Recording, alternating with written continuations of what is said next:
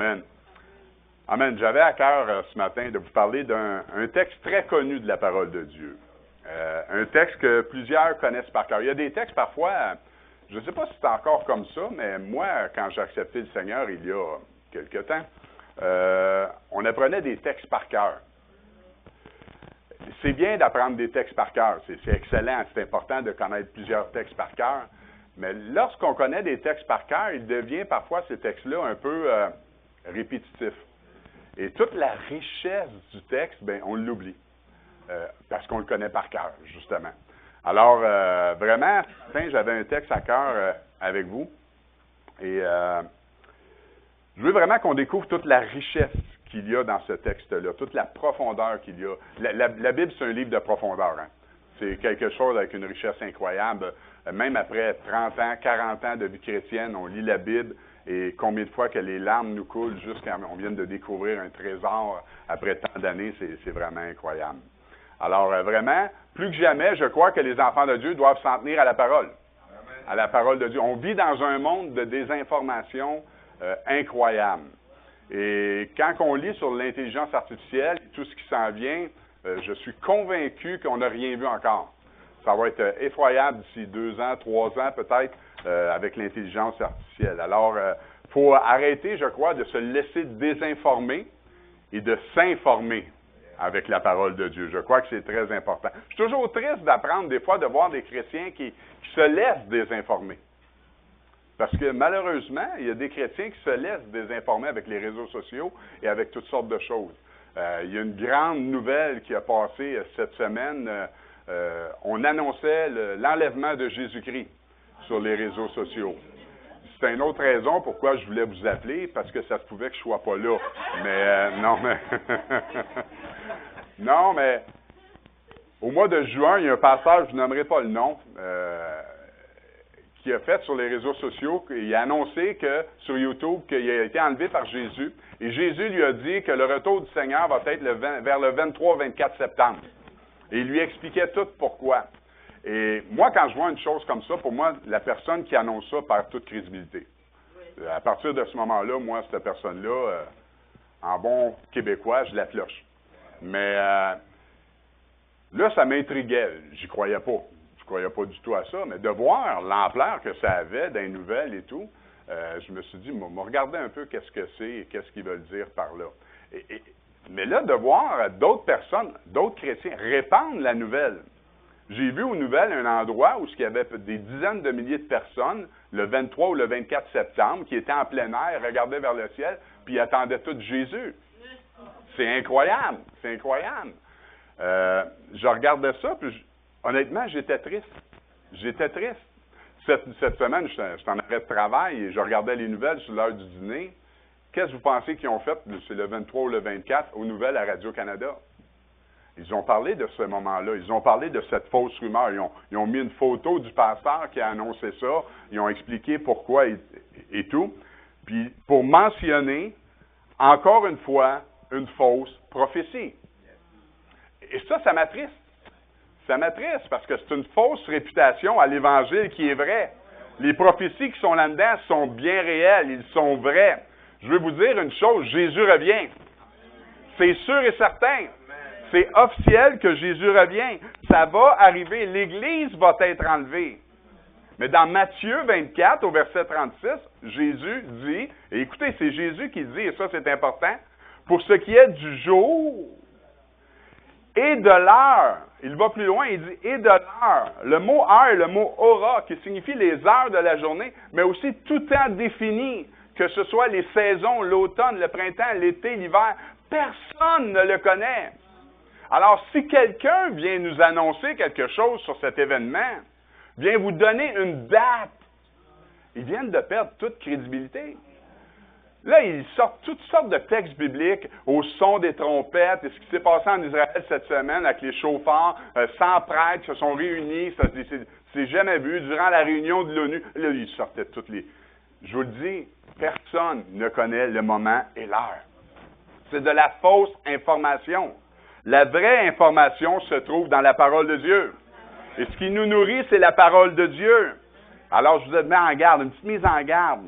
Vraiment, lorsqu'on prend des textes, on les sort de leur contexte, on peut faire toutes sortes de prétextes. Et c'est ce que les gens font. Alors, oubliez ce que le monde dit, oubliez ce que même des croyants peuvent dire au niveau de ces choses-là.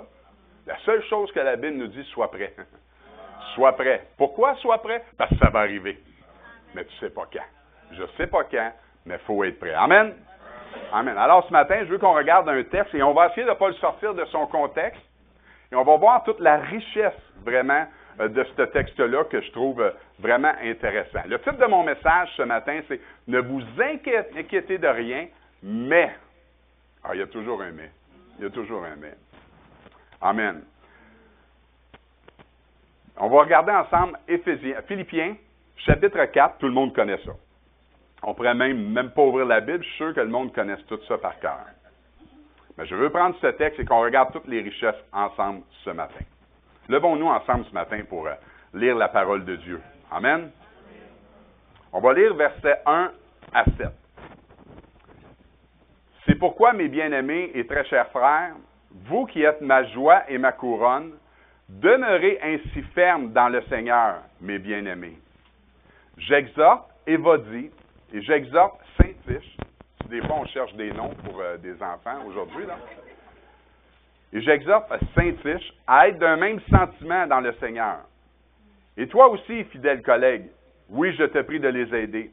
Elles qui ont combattu pour l'Évangile avec moi et avec Clément et mes autres compagnons d'œuvre, dont les noms sont dans le livre de vie.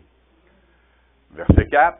Réjouissez-vous toujours dans le Seigneur, je le répète, réjouissez-vous. Que votre douceur soit connue de tous les hommes. Le Seigneur est proche, ne vous inquiétez de rien, mais en toute chose, faites connaître vos besoins par des prières, des supplications et avec action de grâce, et la paix de Dieu qui surpasse toute intelligence gardera vos cœurs et vos pensées en Jésus-Christ. Amen. Alors, ce matin, je vais regarder ce texte-là avec vous ce matin. Il y a deux textes que tout le monde connaît. Philippiens 4.4, réjouissez-vous toujours dans le Seigneur, je le répète. Et naturellement, le verset 6 aussi, ne vous inquiétez de rien, mais, il est là le mais, en toute chose, faites connaître vos besoins à Dieu par des prières et des supplications avec des actions de grâce. Premièrement, je vais regarder avec vous le contexte de l'apôtre Paul. Paul encourage à demeurer ferme dans le Seigneur. Au chapitre 3, le chapitre précédent, on voit les mises en garde de Paul. Paul donne plein de mises en garde au chapitre 3. Prenez en garde aux chiens. Ça, c'est juste un terme pour parler des gens vraiment pas gentils, là. Vraiment pas gentils, OK? Aux mauvais ouvriers, aux faux circoncis. Alors, ce que fait Paul, c'est qu'il les encourage à demeurer fermes dans le Seigneur, à persévérer, à se tenir debout pour le Seigneur. Au verset 2, Paul exhorte Évodie et Syntyche à être d'un même sentiment. On voit qu'ils ont un conflit. Il ne dit pas c'est quoi la pensée du conflit, c'est pas ça qui est important. Mais Paul les encourage à être d'un même sentiment. Au verset 3, on voit le cœur de l'apôtre Paul. Il prie son fidèle collègue de les aider. J'ai essayé de savoir c'est qui, je n'ai pas réussi à savoir c'est qui, de quel collègue qui parlait, mais on ne sait pas exactement de quel collègue. Mais Paul pense que cette personne-là pourrait contribuer à ce qu'elles se réconcilient ensemble. De plus, l'apôtre Paul, j'aime ça, il veut que les gens sachent que même s'ils sont en conflit, ils ont combattu l'Évangile avec lui. Il ne veut pas que les gens restent sur des mauvaises images de ces gens-là. Il veut réaliser, là, ils sont en conflit. Oui, on peut être en conflit. On peut combattre l'Évangile et être en conflit aussi sur certains points. Alors, plutôt que de se réjouir en Jésus-Christ, ils étaient en conflit. C'est dans ce contexte-là que Philippiens 4.4 arrive. Et là, moi, j'aime, quand j'étudie la Bible, aller voir les mots grecs, les mots hébreux. Jamais je vais prétendre avoir la vérité sur tout. C'est impossible. Si quelqu'un se présente devant vous et dire qu'il y a la vérité sur tout, vous n'êtes pas à bonne place. La seule vérité qu'on a, là, c'est que Jésus-Christ est venu sur la terre, il est mort sur la croix pour mes péchés et j'ai besoin de lui pour être sauvé. Ça, là, on doit être d'accord là-dessus. Alors, réjouissez-vous toujours dans le Seigneur. Je le répète, réjouissez-vous. Le mot réjouissez-vous en grec est kaouro. Et je me suis mis à aller voir c'est quoi le mot kaouro. Le mot signifie, il est inscrit 68 fois dans le Nouveau Testament. Il est écrit parfois pour se réjouir, être heureux, être bien. prospérer, et il est aussi utilisé dans des salutations. Autrement dit, en disant à quelqu'un salut. Il est souvent utilisé au commencement des lettres. Donner des salutations à quelqu'un. Saluer. J'étais allé voir comment on se saluait au temps de Jésus. Les gens disaient « Réjouissez-vous ». Réjouissez-vous. Exemple pour les plus vieux comme moi, il y a quelques années, je trouve que ça se fait moins aujourd'hui. On arrivait, on voyait quelqu'un à l'église, « Que le Seigneur te bénisse ». C'était comme une forme de salutation. Bien, à l'époque de Jésus, « Réjouissez-vous » était comme une forme de salutation chez les Grecs. C'était la façon de se saluer. C'était « Réjouissez-vous ». Et je trouvais ça intéressant. Alors, dans ce contexte, il y a deux pensées. J'aime ça parfois amener deux pensées. Je ne suis pas ici pour vous dire laquelle je crois. Mais j'aime amener deux pensées. C'est important qu'on cherche, qu'on regarde et vraiment qu'on s'instruise. Alors, dans ce contexte, il y a deux pensées. Une, que c'est une forme de salutation. C'est une forme de respect. Dans Philippiens 3.1, Paul dit « Au reste, frères, réjouissez-vous dans le Seigneur ». Et je regardais les commentaires bibliques. Les commentaires bibliques disaient que Paul était sur le point de terminer sa lettre au chapitre 3 et par ces mots-là, il les saluait. Mais que par la suite, l'apôtre a décidé de continuer à écrire et là, il enchaîne au verset 1 « Je me lasse point de vous écrire » et il continue la lettre. Si au chapitre 3, c'est une salutation, bien pourquoi pas au chapitre 4 aussi? Alors, dans le contexte, il y a un conflit entre deux compagnons d'œuvre. Et au verset 5, il mentionne que votre douceur soit connue de tous. Alors, saluez-vous toujours dans le Seigneur, je le répète, saluez-vous. Au lieu de vous diviser, réjouissez-vous dans le Seigneur, afin que le verset 5 se réalise, que votre douceur soit connue de tous. Ça, c'est une pensée. Il y a l'autre pensée qui est plus connue, celle qu'on aime beaucoup apporter et propager, et c'est correct. Réjouissez-vous toujours dans le Seigneur, je le répète, réjouissez-vous. Combien de fois avez-vous entendu cela? On n'a pas assez de doigts là, pour le compter combien de fois. Hein? C'est comme si, à force de répéter, c'est comme devenu une pensée magique viendrait nous envahir pour être heureux. C'est faux. C'est faux. Dire ça, c'est de sortir le texte de son contexte. On va voir plutôt que l'apôtre Paul explique comment se réjouir. Ce verset-là est dans un contexte. Comme si le croyant doit toujours se réjouir à travers tout ce qu'il vit. Personnellement, j'y crois pas. On ne peut pas se réjouir quand un frère souffre. La Bible dit de pleurer avec ceux qui pleurent. On ne peut pas se réjouir quand on vient de t'apprendre que tu as le cancer. Personnellement, quand ma femme a eu le cancer, j'aurais pas aimé ça que quelqu'un vienne me voir et me dise « Réjouis-toi toujours dans le Seigneur », je le répète. Je suis content que personne ne le fasse. Je suis très content que personne ne le fasse. Ce texte est dans un contexte, et je crois qu'il y a un moment pour chaque chose. Paul nous dit de se réjouir dans le Seigneur. Et Paul était un excellent exemple pour ça. Il se réjouissait intérieurement, même lorsque les circonstances extérieures jouaient contre lui. Que ce soit la prison, les persécutions, les menaces de mort. C'est difficile de se réjouir dans le monde qu'on est aujourd'hui. On pleure, on souffre, on a mal, mais c'est seulement dans le Seigneur qu'on peut réussir. Alors, réjouissez-vous toujours dans le Seigneur, je le répète, réjouissez-vous. Comment on fait ça? C'est beau de dire au monde, réjouissez-vous, mais peux-tu bien me dire comment on fait ça? Et c'est ça que j'aime de la Bible, quand on laisse le texte dans son contexte, on arrive à comprendre comment on peut le faire. Et c'est là que le texte de la Bible est important dans son contexte. Dans le verset 6, Paul nous l'explique. Ne vous inquiétez de rien, mais en toute chose, faites connaître vos besoins à Dieu par des prières, des supplications, avec action de grâce. Ça, c'est l'autre verset qui est souvent mentionné. Ne vous inquiétez de rien. Soyons honnêtes, là. Qui ne s'inquiète de rien? Que tous ceux qui ne sont jamais inquiétés de rien lèvent la main. Avez-vous remarqué, on s'inquiète souvent de choses qui arriveront jamais? Jamais. C'est vrai. Regardez sur tout ce qu'on s'inquiète, là, et faites un calcul à la fin, il y a peut-être 90% des choses sur lesquelles on s'inquiète qui n'arriveront jamais.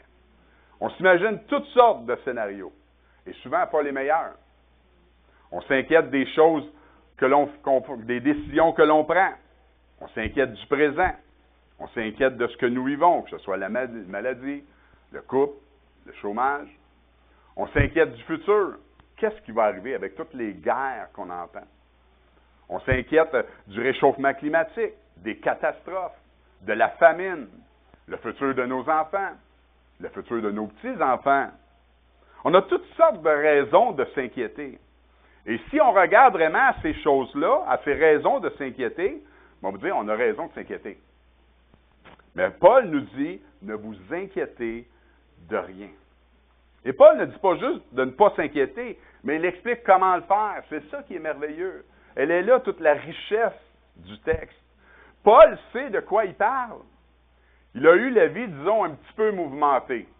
Je dirais peut-être plus mouvementée que la majorité d'entre nous. Quand il écrit sa lettre aux Philippiens, là, il n'est pas assis dans son salon ou sur le bord de la plage, de la mer. Il se trouve en prison, en attente de son jugement. Paul a connu c'est quoi la persécution, la haine.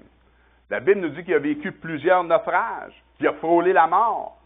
Sa vie a été mise en péril à plusieurs reprises. En plus de cela, il s'attardait au problème de plusieurs églises, de la fragilité des églises, les problèmes qu'il rencontrait à l'époque, autant de l'intérieur que de l'extérieur. Alors, Paul sait sûrement c'est quoi les soucis. Il sait c'est quoi. Il sait sûrement, il est capable de nous enseigner sur les soucis. Ce que Paul nous propose ne repose pas sur nos propres forces, sur nos propres ressources. Car si cela reposerait sur nous, on aurait toutes les raisons de croire, d'avoir de grandes inquiétudes. En fait, ce qu'il nous propose est assez simple. C'est même très simple. C'est à la portée de tout le monde. Tout le monde. Et bien moins stressant. Il nous propose de communiquer. De communiquer. D'ouvrir la bouche. Pas entre nous, mais avec Dieu. En toute chose, faites connaître vos besoins à Dieu. Paul utilise 3 mots. Par des prières, des supplications et avec action de grâce. Ce sont 3 armes qui nécessitent que l'on ouvre la bouche. Que l'on ouvre la bouche. La prière, c'est notre connexion avec Dieu. C'est ça qui nous connecte. Notre Père qui est aux cieux, mon papa à moi, notre Père. Les supplications, j'entendais dernièrement, c'est déchirer ton cœur devant Dieu. Alors que tu penses que tout est fini, tu n'es plus capable, il n'y a plus d'espoir, il n'y a plus rien qui se passe. Tu déchires ton cœur devant Dieu. C'est des supplications. Tu réalises ton impuissance et que seul Dieu peut te donner la victoire. Moi, je comprends, avec prière et supplication, je crois que de cette façon-là, on dépose au pied de la croix chaque sujet d'inquiétude ou de peine ou de souci, puis on lui demande la force de le supporter. Mais je me demandais, pourquoi avec des actions de grâce? Pourquoi avec des actions de grâce? Pourquoi avec des actions de la grâce quand on est dans l'affliction et dans la crainte? Pourquoi? Parce que même dans les mauvais jours, le croyant a plus de raisons d'être reconnaissant pour les grâces qu'il a reçues que les épreuves auxquelles il a à faire face. Pourquoi avec action de grâce? Qui signifie reconnaissance, remerciement, parce qu'à travers ce que l'on vit, on réalise qui il est et ce qu'il a déjà fait dans nos vies. J'aime beaucoup le texte du psaume 143. David résume bien cela dans la Bible. Il dira au verset 1, « Éternel, écoute ma prière, prête l'oreille à mes supplications. L'ennemi poursuit mon âme, il foule à terre ma vie. Mon esprit est abattu au-dedans de moi, mon cœur est troublé. » David fait connaître à Dieu ses besoins par des prières, par des supplications. Et au verset 5, avec action de grâce, « Je me souviens des jours d'autrefois. Je médite sur toutes tes œuvres. Je réfléchis sur l'ouvrage de tes mains. Et lorsqu'on lit le texte, à partir de ce verset, sa prière devient plus dynamique. Parce qu'avec action de grâce, nous fait réaliser qui il est. Ça nous fait réaliser qui il est. Et à travers nos inquiétudes, on a besoin de se rappeler qui il est. Il est le Dieu Tout-Puissant. Il est le Dieu qui tient ma vie dans le creux de sa main. Jésus dira, voici comment vous devez prier. Notre Père qui es aux cieux, que ton nom soit sanctifié. Sanctifié signifie qu'il soit mis à part. Son nom est l'Éternel qui guérit, l'Éternel qui pourvoit, l'Éternel notre paix, l'Éternel notre justice, l'Éternel notre berger. Tu élèves son nom avant de prier, car tu réalises qui il est et ça change ta prière. Avec action de grâce, à travers les inquiétudes, te fait réaliser qui il a été et qui il est pour toi. Avec action de grâce. Prier avec action de grâce. J'aime prier avec action de grâce. J'aime me rappeler d'où je viens. Avec action de grâce. J'aime me rappeler où ce que Jésus m'a pris dans la boîte où j'étais. Et être reconnaissant aujourd'hui avec action de grâce de ce qu'il a fait. J'aime me rappeler de toutes les délivrances qu'il m'a données avec action de grâce. Pourquoi avec action de grâce? Parce qu'on se rappelle qui il est. Pourquoi avec action de grâce? On se rappelle qu'il est le Dieu Tout-Puissant. J'aime me rappeler du jour où j'ai rencontré ma femme. Parce que le jour où j'ai rencontré ma femme, j'étais à l'église, puis je priais, j'étais tout seul à Berthierville, puis je disais au Seigneur, Seigneur, tu sais comment je suis gêné. Cette semaine, faut que tu me trouves une femme, Seigneur. Ça me prend une femme cette semaine. Vous croyez pas ça que j'étais gêné? J'étais timide, j'étais gêné. Moi, j'allais à l'église le dimanche matin, je me tenais sur le bord du mur avec ma sœur jumelle. On était à l'église évangélique Rive-Nord avec Samuel Lecomte. Puis je me tenais, puis là, ma sœur s'attendait. Je dis, tu t'en vas d'ici, moi je m'en vais, là. J'étais gêné, j'étais timide. Puis je disais, Seigneur, il faut que ça ait elle qui fasse les premiers pas. Tu sais comment je suis gêné, comment je suis timide. Puis je te donne, il faut que ça se fasse cette semaine parce que je suis tanné. On arrive à l'église le dimanche. J'arrive à l'église le dimanche. Il y a une sœur dans l'église qui vient me voir. Elle dit, Sylvain, je ne sais pas pourquoi. Elle dit, je me suis réveillé une soir cette nuit, une nuit cette semaine, puis j'avais à cœur de te présenter ma nièce. Elle reste à Sherbrooke. Moi, je suis à Berthierville. Moi, je n'ai même pas de véhicule. J'avais dit au Seigneur, c'est elle, il faut qu'il fasse les premiers pas. Elle a un véhicule. Je ne vous conterai pas la suite. Mais j'aime me souvenir parce que je sais qui il est quand je suis dans la souffrance, quand je suis dans les combats, j'aime me souvenir avec action de grâce parce que ça me rappelle qui il est. J'aime me souvenir lorsqu'à un moment donné dans ma vie, financièrement, on était plus serré qu'aujourd'hui. On était là, puis on s'était mis d'accord sur un montant à donner à l'Église. Tous les deux, on était d'accord. Puis ça demandait des sacrifices. On l'a donné. Je m'en vais à mon travail dans la même semaine. Ils me font passer au bureau. Sylvain, il dit, il faut qu'on t'apprenne. Il dit, on va te donner une augmentation. Amen. Il dit, on va te donner une augmentation de 15 % de salaire. Wow! Tout content, j'appelle ma femme sur l'heure du dîner, je dis ça, tout ça. Le lendemain, j'arrive au travail. Il dit, Sylvain, il faut que tu repasses au bureau. C'est quoi la réaction d'un bon chrétien? Hein? Bon, ça y est, ils ont fait une erreur. Ça ne sera pas 15 %, ça va être moins que ça. J'arrive dans le bureau, ils disent, faites les chiffres comme il faut, puis pour te dire, c'est pas 15, c'est 21 %. 21 %. Quand ça va mal, là, avec action de grâce, parce que j'aime me rappeler qui il est et ce qu'il a fait dans ma vie. C'est comme ça qu'on passe au travers, avec action de grâce. J'aime me rappeler des moments avec mon père. J'ai fait les funérailles à mon père et mon père, ça n'a pas été facile. Moi, à l'âge que j'ai, un père ne dit pas à son enfant « je t'aime ». On ne dit pas ça. Un père, ça ne dit pas ça. Un père, ça ne pleure pas. Un homme, ça ne pleure pas. OK. J'ai jamais dit à mon père « je t'aime ». Puis j'ai réussi à dire à mon père « je t'aime ». Une journée, ma femme me disait tout le temps « vas-y, dis ». Puis j'ai réussi à y dire. Puis là, il pleurait, puis tout. Je dis, pourquoi tu pleures? Il dit, parce que je suis mauvais. Ben, je dis, on est tous mauvais. C'est pour ça que Jésus est venu. Tu veux accepter Jésus dans ton cœur, dans ta vie? Ah, il dit, oui, je veux. Fais la prière de repentance. J'ai jamais vu quelqu'un pleurer comme ça. Puis à la fin, il disait, je t'aime, puis tout ça. Le lendemain, j'ai plus jamais revu mon père conscient. Ça a été la dernière journée que j'ai vu mon père. Mais ce que je veux vous rappeler, c'est, ça c'est en 2014. En 2005, mon père il a fait une cirrhose. Puis il était à l'hôpital à Joliette. Puis il était inconscient depuis 2 jours, 2-3 jours.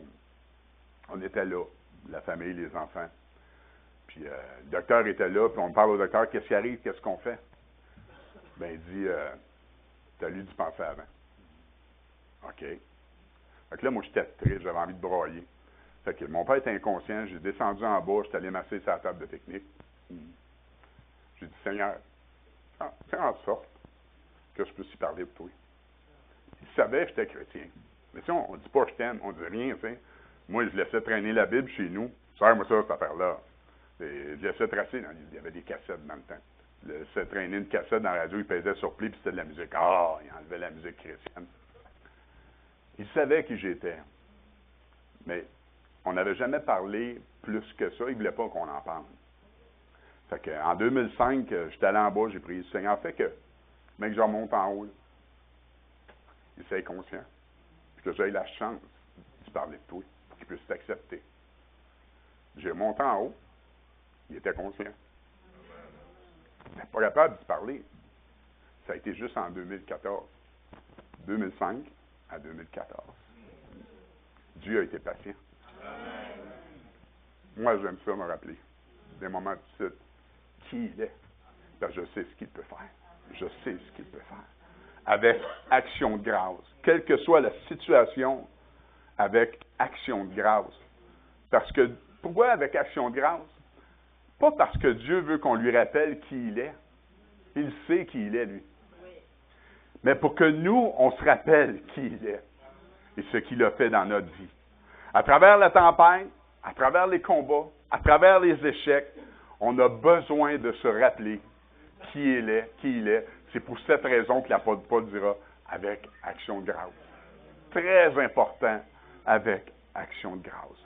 Et le résultat sera quoi? Que Dieu va tout nous accorder? Non. Non. C'est faux. Parce que plusieurs récitent ces versets-là comme des pensées magiques. Tu répètes ce texte comme de la pensée positive et Dieu va tout te donner. Mais ce n'est pas ce que le texte dit. Par contre, Dieu va te donner ce que tu as besoin à travers tes inquiétudes. C'est ça qu'il va faire. La paix de Dieu qui surpasse toute intelligence. Wow! Wow!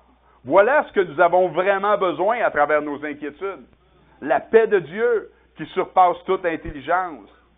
Élever nos besoins par la prière, les supplications, les actions de grâce va amener sur nous la paix de Dieu. La paix de Dieu. Regardez le monde dans lequel on est. Qu'est-ce que le monde a besoin, vous pensez? Et que le monde a besoin de la paix de Dieu. On entend parler de toutes sortes de mauvaises nouvelles. Le monde a besoin d'entendre la paix de Dieu. Cette paix qui surpasse toute intelligence. Et c'est ce que Paul dit au verset 7.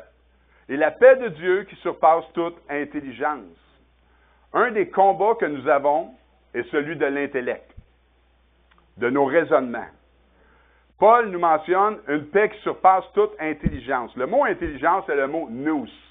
OK? C'est la faculté intellectuelle, la compréhension, le jugement. Souvent, le problème paraît sans solution. Et on s'imagine toutes sortes de scénarios.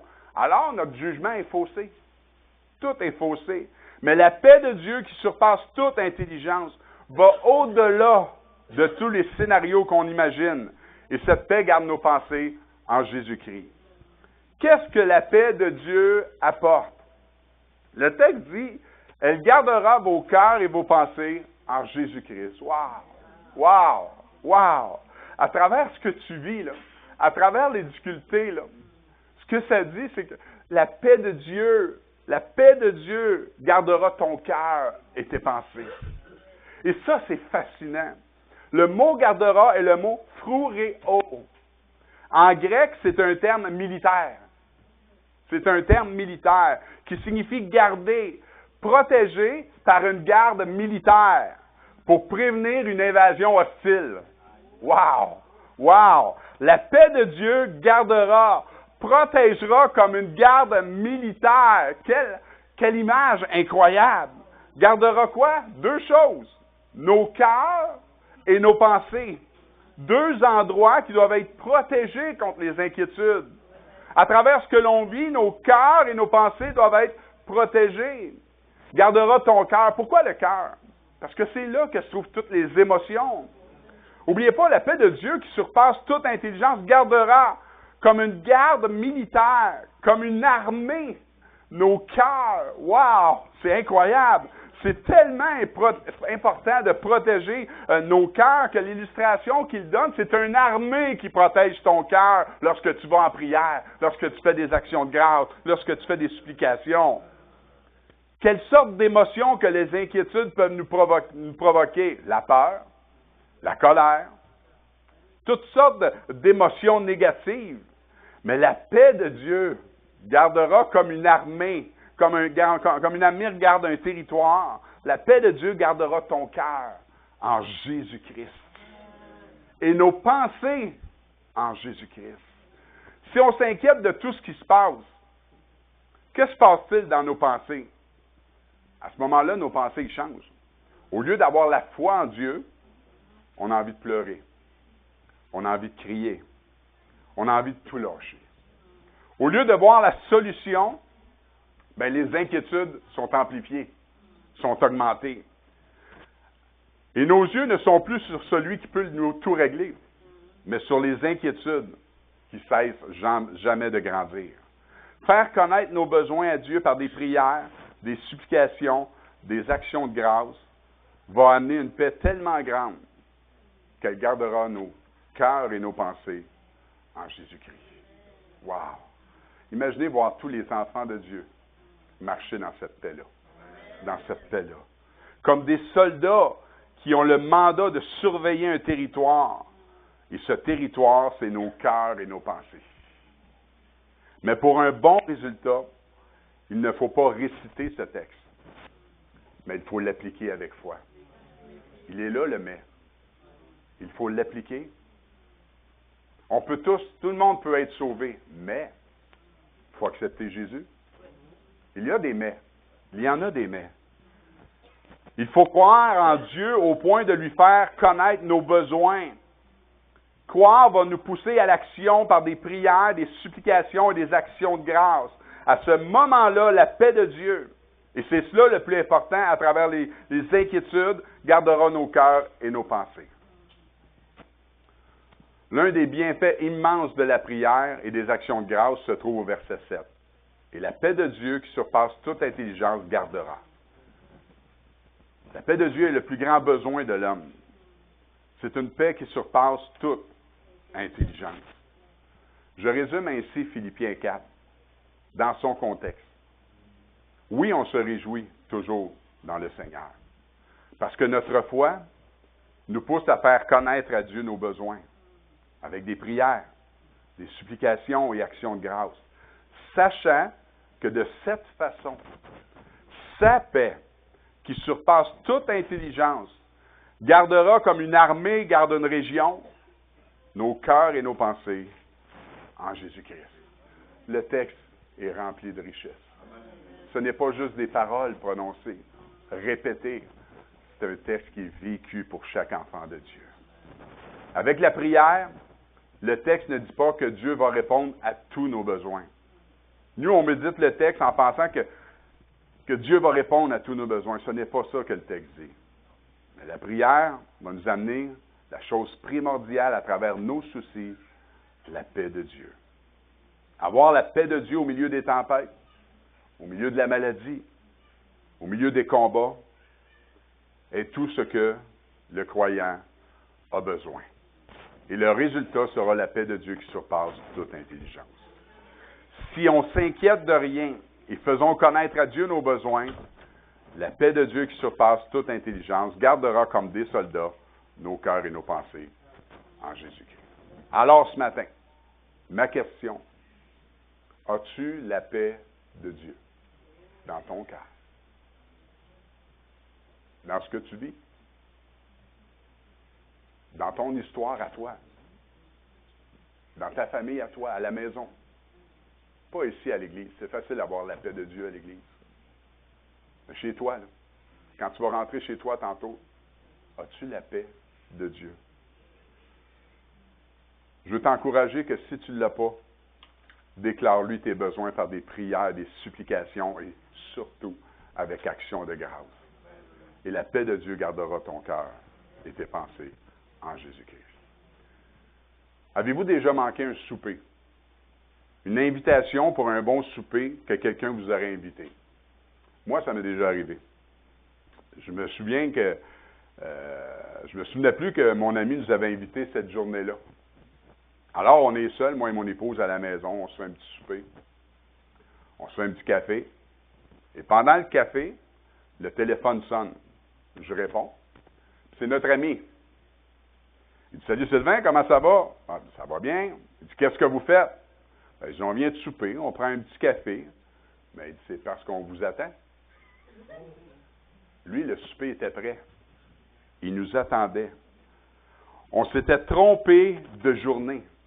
On a manqué notre rendez-vous.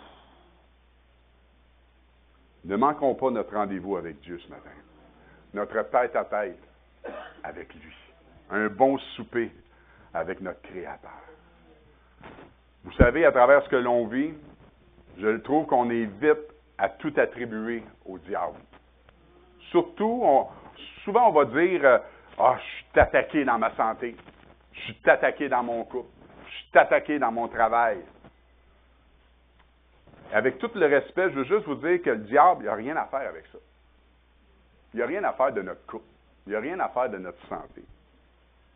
Là où il veut nous attaquer, c'est dans notre foi. C'est notre foi qu'il veut. Parce qu'il sait que si notre foi est touchée, on va de moins en moins faire connaître nos besoins par des prières, des supplications et des actions de grâce. Et la paix de Dieu qui surpasse toute intelligence ne gardera plus nos cœurs et nos pensées en Jésus-Christ. Le monde parle de paix de toutes sortes de façons. On parle de paix dans le monde, de paix entre les peuples, de paix entre les différences, de paix émotionnelle, de paix entre Dieu et les hommes. Mais ici, Paul parle d'une paix qui surpasse toute intelligence. Pourquoi? À cause de. C'est la paix de Dieu. C'est le de qui fait toute la différence. C'est la paix de Dieu. C'est pas ma paix. C'est pas la paix que le monde m'offre. Ça prend la paix de Dieu. Comment l'obtenir? Par des prières, par des supplications, par une personne qui déchire son cœur, pas ses vêtements.